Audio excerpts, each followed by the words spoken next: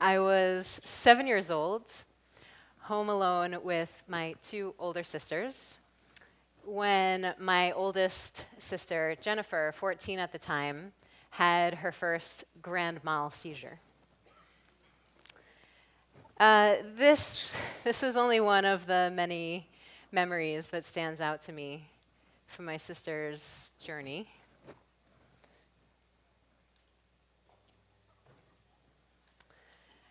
Over the next couple of years, she spent a lot of time in hospitals, mostly in.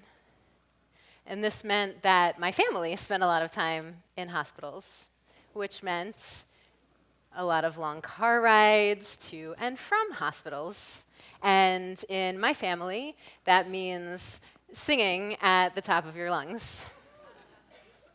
We also brought a Walkman with tapes, remember those, of Jennifer's favorite artists, because music was always something that brought us together. It offered a moment of joy, even if only for the length of a song.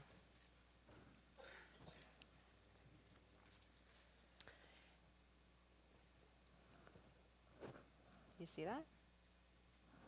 You see nothing. As a young child adapting to my environment, I began to find different kinds of ways to stay occupied in those hospitals.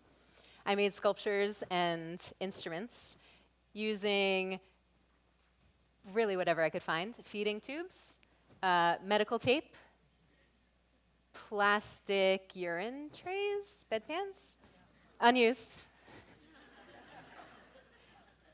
Thanks. They wouldn't let me near the used ones.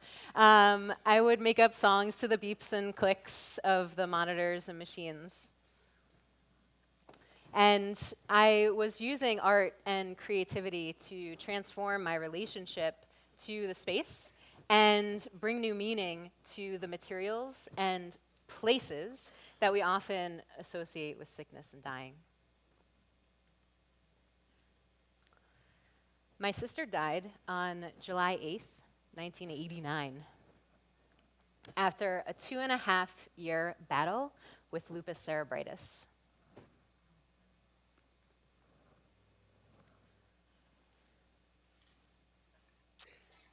As a young artist, I began making work with a medical theme, inspired by my sister's life, illness, and death, using x-rays and old photos to create interactive and multimedia work.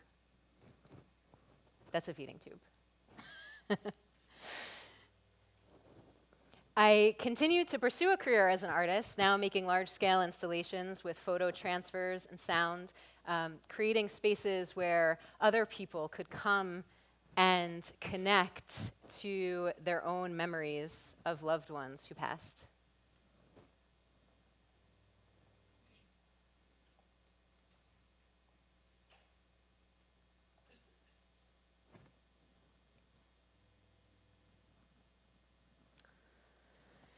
Well, flash forward to 2002. I'm working as an artist, like on my way to making it as an artist in New York City, and I was awarded a space grant. That's a subsidized studio space to make my work in. It was right on 42nd Street. So I'm working in my space. I know, it's so cool. I was working in my space late one night, and I started to hear loud banging sound, which is not uncommon in New York City for those of you who have never been there. But I soon came to realize that that banging sound was the floor giving way beneath me. Before I had a chance to react or realize that that was actually happening, I fell about 15 feet from my studio on the second floor down into the first floor. That fall left me with a broken back in 4 places, lots of soft tissue damage, of course, and temporary paralysis. So I'm in the hospital now. I'm laying in a hospital bed for about 2 weeks on a morphine drip, and most of what I heard was, "You are so lucky." This is great. You'll be just like Frida Kahlo.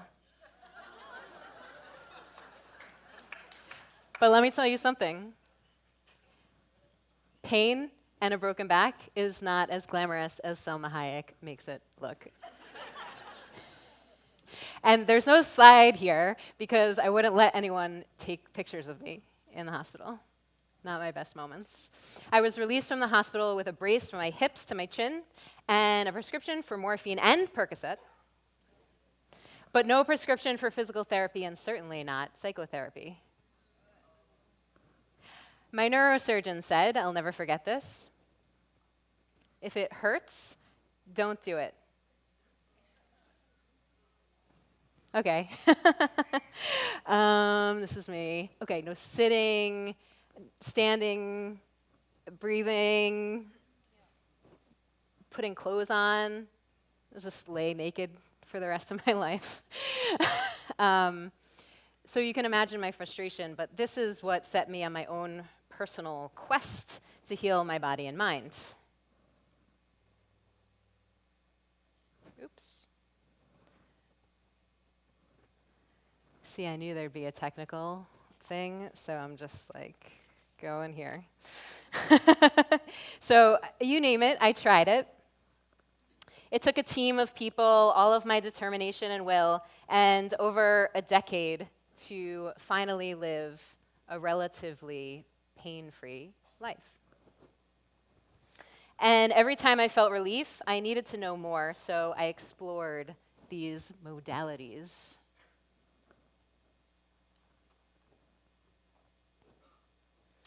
I explored them with an openness and curiosity as a way to understand and make sense of what was happening. It was a way for me to connect, just like 7-year-old Sarah exploring the materials, which is hard because I'm not really a woo-woo New Age person, says the girl sitting behind a bunch of crystal bowls on the floor with no shoes on.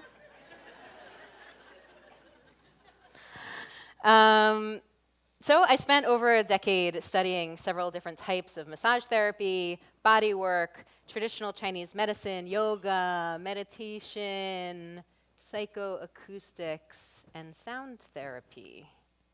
So the more I worked with sound, the more I understood that if I accepted sound as vibration, knowing that vibration touches every part of our body and our being, then of course sound is not only heard through our ears, but through our entire bodies. And I have Dr. Mitchell Gaynor to thank for that. If anybody knows who that is, you can look him up. So sound, that's my medium. Not only as a form of creative expression, but most importantly, a way to hold space for others. So I began facilitating sound baths,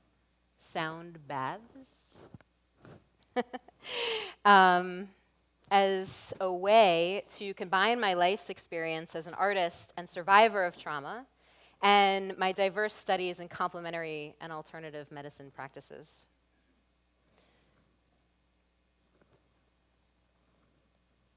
This might work again. Ah, it did. It's not upside down, it's an aerial shot.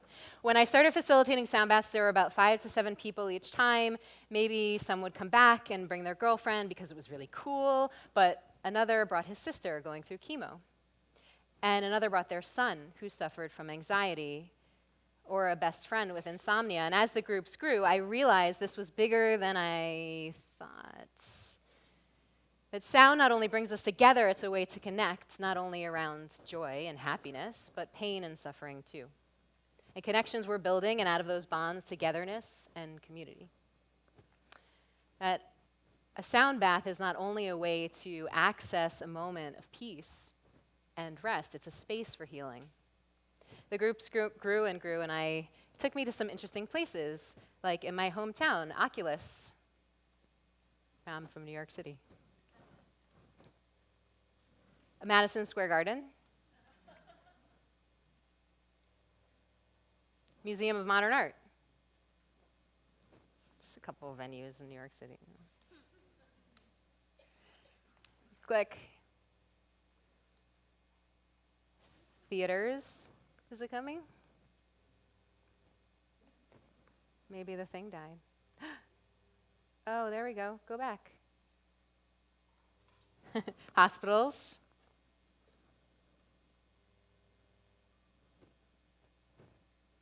And you get it. Public schools. We're not advancing. There we go. Public schools. This is an alternative public high school, New York City, but also Paris, Morocco, the Sahara Desert, various boardrooms around the world. Yeah, I just throw my bowls on conference tables now. And now, here, SF Jazz. We're doing it. You guys want to do it? Say, oh, you guys said yes, and I didn't even ask you to. Okay, the only way it's going to work is if you put your stuff down. So you already got a picture of this and me on stage. It's fine. We're good. And there's like 20 cameras here. So you can check it out later. You're all going to look really beautiful. So you put your stuff down. Some of you already have your shoes off. Put both feet on the ground. Yeah. Yes. It's going to be relatively painless for those of you who haven't experienced it. And I'm going to invite you to close your eyes if that's available to you. And if not, just don't look at me. Just look down. I'm not performing. It's not a concert. This is for you. So you can close your eyes. You can look down. Whatever's comfortable to you. Let your hands rest anywhere that feels comfortable. Be comfortable. That's the only thing you have to do. And everybody else has their eyes closed, so nobody's looking at you. You can be comfortable without judgment. So we're going to take 3 breaths together, but first I want you to find your breath. So just notice, become aware of the air moving in and out of your nostrils.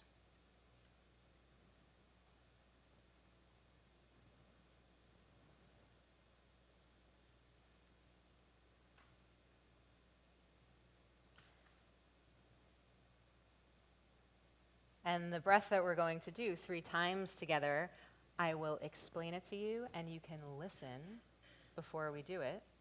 It's going to be a long inhale through the nose. I'll count for 4 counts. And then a long exhale through the teeth, like a TS sound. Just listen. You don't have to see me. Listen.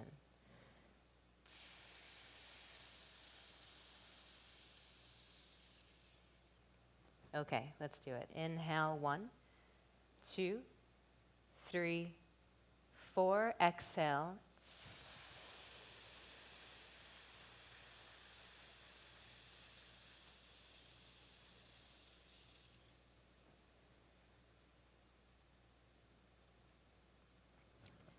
And again, inhale, 1, 2, 3, 4. Exhale.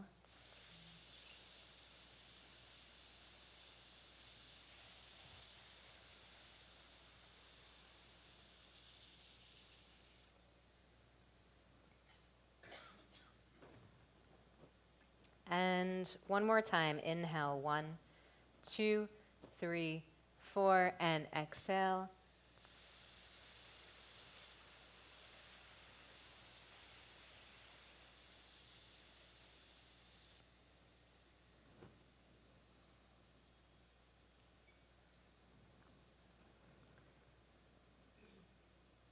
And just release back to the natural breath in and out through your nose. And any thoughts that come in, any remnants of any talks from the morning, any memories, just allow them to come. Soften and be receptive. And all you have to do here is just listen, and not just with your ears, but with your whole body.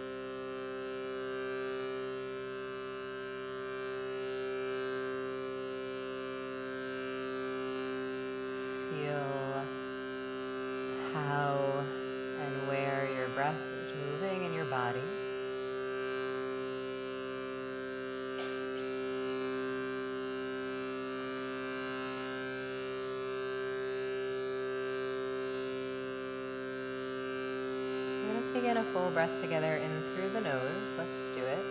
Inhale. And exhale with a sigh.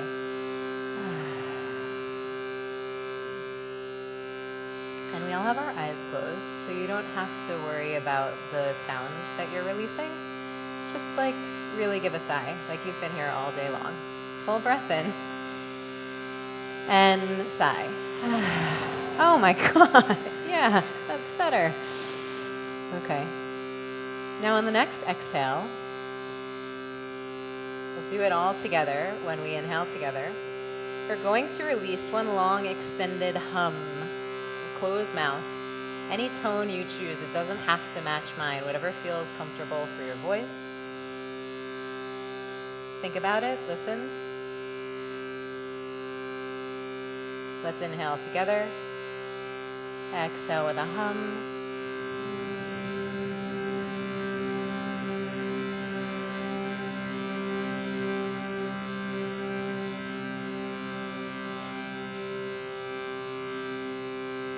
Good, let's do it again. Inhale.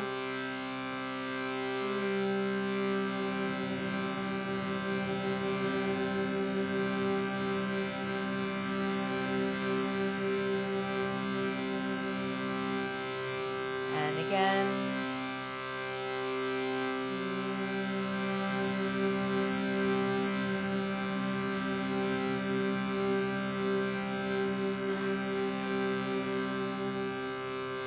And again.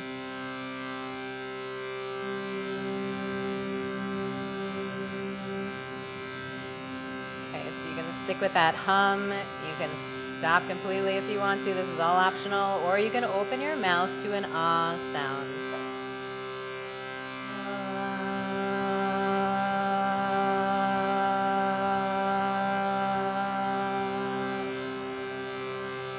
Okay, we're not singing, we're sending our voice, so this might be helpful. Pause for a second and think about someone you love.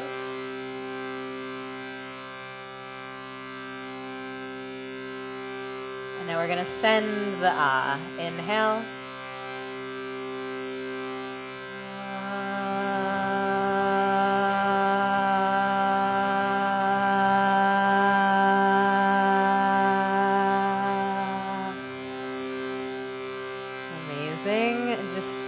Let's do that again. Inhale.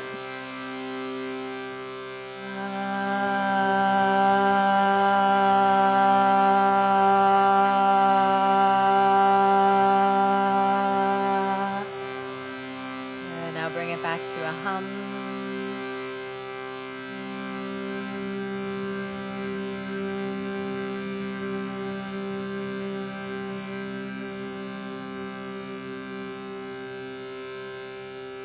Two more at your own pace.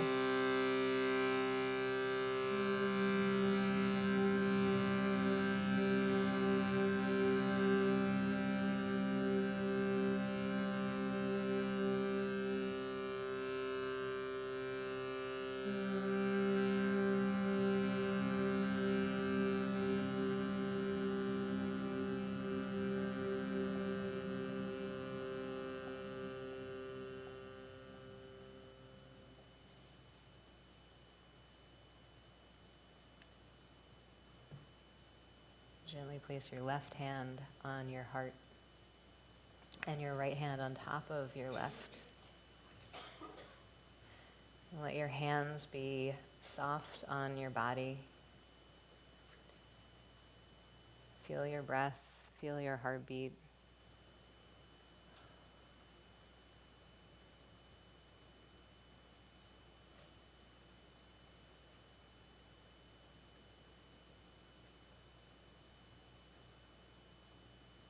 Keeping your hands on your heart. This is going to be the hardest thing that I'm asking you to do.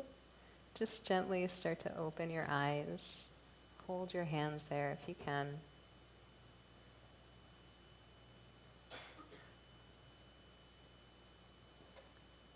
And with your hands on your heart, just have a look to one side and then the other.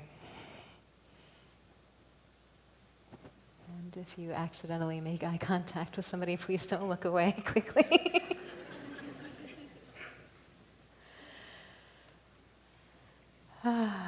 And so you're free. You can release your hands. Thank you. Just as a moment of gratitude for all the ways that you show up, and all that you offer and how you move in this world. I'm very grateful. And so you can see that listening facilitates a little bit of connection within us as individuals, but it also has the ability to bring us closer in our relationships. So yeah, my hope too, like everyone else's, is that we don't wait till the end to feel this, to feel connected and quiet. So I just hope that we can continue to explore with an openness and a curiosity, and that we continue this exploration together.